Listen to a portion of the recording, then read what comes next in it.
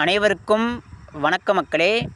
உடனுக்குடன் வானிலை பற்றி தெரிந்து கொள்ள நம்முடைய யூடியூப் சேனல் பக்கத்தை சப்ஸ்கிரைப் பண்ணி லைக் பண்ணி ஃபாலோ பண்ணுங்கள். நிறைய பேர் சப்ஸ்கிரைப் பண்ண மாட்டேங்கிறீங்க, ஆனால் பார்க்குறீங்க. ஸோ மறக்காமல் தயவுசெய்து ஒரே ஒரு சப்ஸ்கிரைப் மட்டும் பண்ணி விட்ருங்க. இன்றைக்கான தேதி வந்து பார்த்திங்கன்னா பிப்ரவரி 24, 2, 2025 ஆகிறது. நம்ம தமிழகத்தில் இந்த பிப்ரவரி மாதமே பார்த்திங்கன்னா அதிகமான வெப்பநிலை பதிவாகி வருகிறது.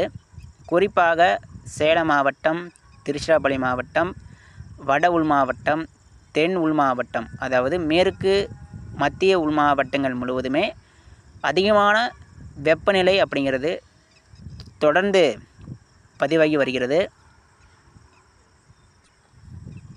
ஸோ இந்த வெப்பநிலை இனி குறையுமா சார் அப்படின்னு கேட்டிங்கன்னா, இனி குறைய வாய்ப்பு இல்லைங்க.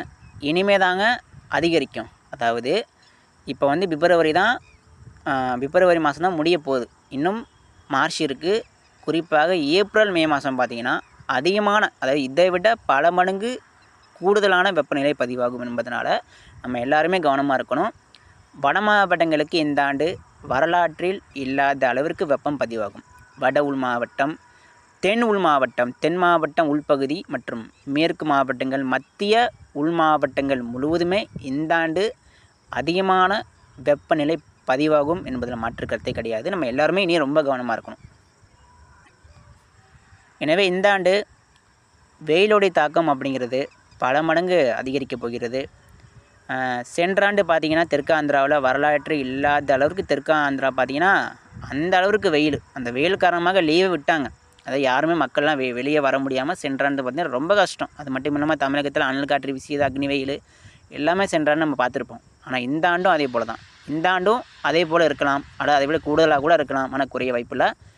இந்த ஆண்டும் அதே போல் சென்ற ஆண்டு மாதிரியான அதே வெப்பம், ஆனால் குறையாது. சென்ற ஆண்டு மாதிரி கூட இருக்கலாம், இல்லை கூட அது கொஞ்சம் கூட போகலாம். சரிங்க, இப்போ வந்து நம்ம வெப்பநிலை வெயிலை பார்த்தாச்சு. இனிமேல் வெயில் வந்து குறையாது. இனிமேல் உயர் அழுத்தங்கள் இடையூறு இருந்தாலும் அது வந்து ஒரு பெனிஃபிட் அதிகமாக கொடுக்காது. ஏன்னு கேட்டிங்கன்னா, அந்த உயரழுத்தம் கூட இரவில் வேணால் குளிர் காற்று அனுப்பலாம். இரவில் அதிகாலை நேரத்தில் வேணால் குளிர் காற்று வேணால் அனுப்பலாம். ஒரு ஜில்லென்று ஒரு குளிர்ச்சியான வானிலை கிளைமேட்டாக கூட கொடுக்கலாம். ஆனால் பெரும்பாலும் அடுத்தடுத்து வரக்கூடிய மாதங்களில் உயரழுத்தங்கள் இருந்தாலும் அது வந்து பெனிஃபிட் கொடுக்காது. பகல் நேரத்தில் அதிகமான வெயிலையும் வெப்பத்தையும் கொடுக்கும், அனல் காற்று கொடுக்கும். ஆனால் குளிர் காற்று அப்படிங்கிறது அதிகாலை நேரத்தில் கொடுக்கும், ஒரு 10 மணிக்குள்ளே. சரி, அடுத்து நம்ம மழை பொழிவு பார்த்துருவோம். ஏன்னா இப்போ நம்ம எல்லாேருக்கும் இப்போ மழை தான் தேவை. ஏன்னா கோடை காலம் ஆரம்பிச்சிருச்சு. கோடை மழை பொழிவு எப்படி இருக்கும் அப்படின்னு எல்லாருமே எதிர்பார்த்துட்ருப்பீங்க. ஸோ நான் வந்து சொல்கிறேன் கேளுங்க. தற்பொழுது இந்த ரேடார் படத்தை பாருங்கள். அந்த காற்று சுழற்சி அப்படிங்கிறது எங்கே இருக்குதுன்னு பார்த்தீங்கன்னா, தற்பொழுது இலங்கைக்கு தென்கிழக்கே சுமார் ஒரு 700 கிலோமீட்டர் அப்பால் இருக்கிறது. இது வந்து இன்னும் அது வந்து பக்கத்தில் வந்தப்போ தான் தீவிரமடையும். இது வந்து தொலைதூரத்தில் இருக்கிறது. இது வந்து இலங்கைக்கு தென்கிழக்கே 700 கிலோமீட்டர் அப்போலாம் இருக்குது. இதனால் க்ளவுடு மட்டும் இப்போதைக்கு கொஞ்சம் அந்த சுழற்சி பக்கத்தில் சுமத்ரா தீவு வரைக்கும் இப்போ ஒரு மழை பெஞ்சிட்ருக்கு. இந்த க்ளவுடு இப்போ தான் உருவாக ஆரம்பிச்சிருக்கு. அந்த க்ளவுடு, அந்த மேகமூட்டம் இப்போ தான் கொஞ்சம் உருவாகி இருக்குது. அது வந்து எப்போ நம்ம தமிழை நோக்கி வரும்னு கேட்டிங்கன்னா, இன்றைக்கி தேதி 24, 25 விட்டுருங்க. 25, 26 நாளைக்கு இல்லை, 26, குறிப்பாக 26 விட 27, 28 மார்ச் 1, 2, 3ஆம் தேதி வரைக்கும் ஒரு 4 தினங்களுக்கு அந்த காற்று சுழற்சியால் அதிகமான மழை இருக்குங்க. எனவே கவலைப்படாதீங்க. இப்போ முதல் சுற்று மழை, அதாவது காற்று சுழற்சி கோடை மழை இப்போ வந்து தொடங்க போகிறது. எனவே கண்டிப்பாக கோடை மழை பொழிவு இப்போ தொடக்கத்தில் அதிகமான மழை வந்து கொடுப்பதற்கு வாய்ப்பு இருக்கிறது. இந்த காற்று சுழற்சி அடுத்தடுத்து வரக்கூடிய நாட்களில் பார்த்திங்கன்னா இலங்கை மற்றும் குமரிக்கடல் மற்றும் தென் தமிழகம் ஒட்டி வரும். அதாவது குமரிக்கடல் பகுதிக்கு வரும், இலங்கைக்கு நெருக்கமாக வந்துடும். ஸோ இதனால் அந்த சுழற்சி நெருங்க என்ன ஆகும்னு கேட்டிங்கன்னா, காற்று வேகம் அதிகரிக்குங்க. அதாவது எப்போதுமே ஒரு காற்று சுழற்சியாக இருக்கட்டும், அல்லது தாழ்வு பகுதியாக இருக்கட்டும், தாழ்வு மண்டலமாக இருக்கட்டும், ஒரு புயலாக இருக்கட்டும், தீவிர புயலாக இருக்கட்டும், இதில் எது உருவானாலும் காற்று அந்த சுழற்சிக்கு போகும். இப்போ வரக்கூடியது புயல் இல்லை, இது வந்து ஒரு சிறிய சாதாரண ஒரு சுழற்சி தான். இந்த சுழற்சி இலங்கையை நெருங்கும் பொழுது மன்னார் வளைகுடா பகுதியில் மணிக்கு 50 முதல் 70 கிலோமீட்டர் வேகத்தில் காற்று வலுவாக வீச வாய்ப்பு இருக்கிறது. கண்டிப்பாக வீசும். ஏன்னா இப்போவே பார்த்தீங்கன்னா 24ஆம் தேதி கொஞ்சம் டெல்டா மாவட்டங்களில் காற்று தொடங்கியிருக்கிறது. அந்த சுழற்சி இன்னும் நெருங்கலை. இன்னும் நெருங்க என்னன்னு கேட்டிங்கன்னா காற்று வேகம் அதிகரிக்கும். நான் வந்து முன்னாடி சொல்லிக்கிறேன். காற்று வேகம் சென்னை முதல் சென்னை, திருவள்ளூர், செங்கல்பட்டு, மரக்காணம், கடலூர், புதுச்சேரி, நாகப்பட்டினம், காரைக்கால், முத்துப்பேட்டை, தஞ்சாவூர், அதேபோல் தென் கடலோர மாவட்டம், தென் உள் மாவட்டம், இந்த கடலோர மாவட்டங்கள் முழுவதுமே காற்று வேகம் அப்படிங்கிறது கண்டிப்பாக அதிகரிக்க வாய்ப்பு ஏற்பட்டு விட்டது. குமரிக்கடலில் 60-70 கிலோமீட்டர் வேகத்தில் சில நேரங்களில் வலுவான ஒரு புயல் காற்று போல் வீசுவதற்கு வாய்ப்பு இருக்குது. சூறாவளி காற்று என்பதால் மீனவர்கள் கவனமாக இருக்கணும். மீனவர்கள் ஒரு 5 தினங்களுக்கு ரொம்ப கேர்ஃபுல்லாக இருக்கணும். ஏன்னு கேட்டிங்கன்னா கடல் வந்து கொஞ்சம் காற்றடிக்கும் போது கொஞ்சம் கொந்தளிப்பாக இருக்கலாம். ஸோ அதனால் மீனவர்கள் கவனமாக இருங்க. இது என்ன சார் புயல் வந்து வருமானம்? புயலுக்கு வாய்ப்பு இல்லை. இது வந்து ஒரு சுழற்சி தான். இது வந்து முன்னேறி வருது. இது வருவதே கொஞ்சம் கஷ்டப்பட்டு தான் முன்னேறி வருது. ஆனால் இப்போ உயரழுத்தங்களும் இருக்குது பார்த்தீங்களா? அந்த உயரழுத்தங்களும் இப்போ வந்து கொஞ்சம் கேப்பு விடுது. இது வந்து வருவதற்கு கொஞ்சம் அது வந்து உயரழுத்தங்கள் இப்போ வந்து வீக்காக இருக்குது அப்படிங்கிறனால கொஞ்சம் முன்னேற்றம் அடைய செய்கிறது. இதுவே உயரழுத்தங்கள் ரொம்ப ஸ்ட்ராங்காக இருந்துச்சு அப்படின்னா விடாது. இப்போ வந்து உயரழுத்தம் அப்படிங்கிறது குறைவு. அதனால் கொஞ்சம் இப்போ நமக்கு வந்து மழைக்கு சாதகம் ஏற்பட்டு விட்டது. எனவே மழை சாதகம் அதிகம்தான். தற்பொழுது நீங்களே பாருங்கள், இந்த ரேடார் படத்தை பார்த்தாலே தெரியும். அந்த சுழற்சி நெருங்கி வர மழையோட தீவிரம், மழையோட சாதகம் எப்படி அமையுதுன்னு பாருங்கள். பார்த்தீங்கன்னா தெரியும். தென் மாவட்டம், தென் கடலோர மாவட்டங்களுக்கு கனமழை பரவலாகவும் மிக கனமழை எச்சரிக்கையும் இருக்கிறது. தென் மாவட்டங்களுக்கு மிக கனமழை எச்சரிக்கையான வாய்ப்பு இருக்கிறது. டெல்டா மாவட்டங்களுக்கும் கனமழை பரவலாக கொட்டித்திருக்கும்.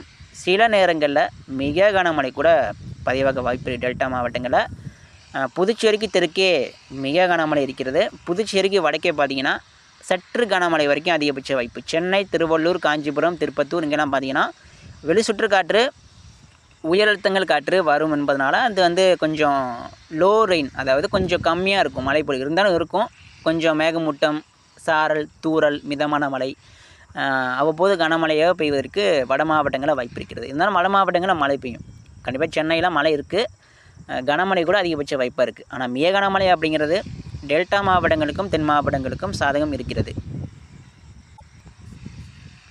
கண்டிப்பாக தூத்துக்குடி மாவட்டம், ராமநாதபுரம், அதாவது ராமநாதபுரம் மாவட்டம், ராமநாதபுரம், இந்த ராமேஸ்வரம், இந்த பாம்பன் பாலம், ராமேஸ்வரம், மன்னார் வளைகுடா பகுதி, குமரிக்கடல் பகுதி இங்கெல்லாம் பார்த்திங்கன்னா மிக கனமழை கொடுத்து இருக்கும். மிக கனமழை 20 சென்டிமீட்டர் மேலே கூட பதிவாக வாய்ப்பு இருக்கிறது. ராமேஸ்வரம், ராமநாதபுரம், தூத்துக்குடி, கோவில்பட்டி, திசைநிலை பகுதி, திருநெல்வேலி, கன்னியாகுமரி, நாகர்கோவில் இங்கெல்லாம் பார்த்திங்கன்னா மிக கனமழை எச்சரிக்கையான வாய்ப்பு தென்படுகிறது. இதனால் தென்கடலோர மாவட்ட மக்கள் கவனமாக இருங்க. மிக கனமழை எச்சரிக்கை வந்து கொண்டிருக்கிறது. அதேபோல் மதுரை மாவட்டம், தேனி மாவட்டம், திருநெல்வேலி, மணப்பாறை, திண்டுக்கல், தேனி மாவட்டம், தென் மாவட்டம், மேற்கு தொடர்ச்சி மலைப்பகுதிகள், தென் மாவட்டம் முழுவதுமே கனமழை இருக்குது. தென் மாவட்டம், மேற்கு தொடர்ச்சி மலைப்பகுதிகள் மற்றும் தென் கடலோர மாவட்டங்களில் மிக கனமழை சில இடங்களில் பதிவாக வாய்ப்பு இருக்கிறது. கண்டிப்பாக தென் மாவட்டங்களுக்கு மிக கனமழைக்கான வாய்ப்புகள் அதிகம் தென்படுகிறதுங்க. அதேபோல் நீலகிரி, கோயம்புத்தூர், வால்பாறை, நீலகிரி முதல் கன்னியாகுமரி வரைக்கும் தமிழக மேற்கு தொடர்ச்சி மலை மாவட்டங்களை பரவலாக கனமழைக்கு வாய்ப்பு இருக்குது. சில நேரங்களில் மிக கனமழை கூட கேரளாவில் அந்த மேற்கு தொடர்ச்சி மலை மாவட்டங்களில் பதிவாகலாம். அதேபோல் கரூர் மாவட்டம், திருப்பூர் மாவட்டம் இங்கெல்லாம் கனமழை இருக்குது. ஈரோடு மாவட்டம் கனமழை பெய்யும். திருச்சிராப்பள்ளி மாவட்டம் கனமழை பெய்யும். டெல்டா மாவட்டங்களில் பரவலாக கனமழை இருக்குது. சில நேரங்களில் மிக கனமழை டெல்டா மாவட்டங்களில் ஒரு சில இடங்களில் பதிவாகும். நாகப்பட்டினம், முத்துப்பேட்டை சொல்லவே தேவையில்லை. டெல்டா மாவட்டம் முழுவதுமே மழை இருக்குது. அதேபோல் திருவண்ணாமலை மாவட்டம், அரூர், தருமபுரி, கிருஷ்ணகிரி இங்கெல்லாம் லேசான மழையும் சில நேரங்களில் கனமழை வரைக்கும் வாய்ப்பு இருக்கிறது. சேலம் மாவட்டம் தெற்கு பகுதி இங்கெல்லாம் கனமழை பரவலாக இருக்கும். வடக்கே கொஞ்சம் புதுச்சேரிக்கு வடக்கு பகுதியில் கொஞ்சம் மழை குறைவாக இருக்கும். இருந்தாலும் மழை பெய்யும், குறைவான அளவில் பெய்யும். ஆனால் அதிகமான அளவு அப்படிங்கிறது டெல்டா மாவட்டம், தென் மாவட்டம், குறிப்பாக தென் கடலோர மாவட்டங்களில் அதிகமான மழை. இதில் இலங்கையே சொல்லவே தேவை. இலங்கையில் டாப்பு. இலங்கையெல்லாம் பார்த்திங்கன்னா இலங்கையெல்லாம் அந்த அளவிற்கு மழை கொட்டிட்டு இருக்கும் இலங்கையில்.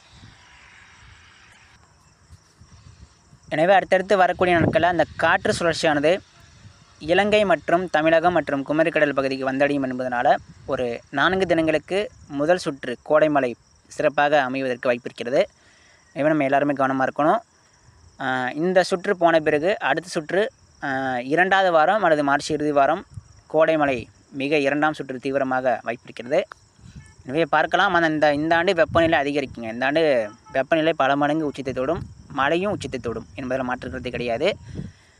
அடுத்தடுத்து வரக்கூடிய நாட்களில் மழை கண்டிப்பாக பெய்யும். உங்களுக்கும் மழை இருக்குது. நம்ம சேனலை ஃபாலோ பண்ணி லைக் பண்ணுங்கள், மறக்காமல் சப்ஸ்கிரைப் பண்ணி விட்ருங்க. குறைவாக இருக்குது. நம்ம சேனலை ஃபாலோ பண்ணுங்கள். அடுத்தடுத்து அறிக்கைகள் வந்து கொண்டிருக்கிறது. நன்றி.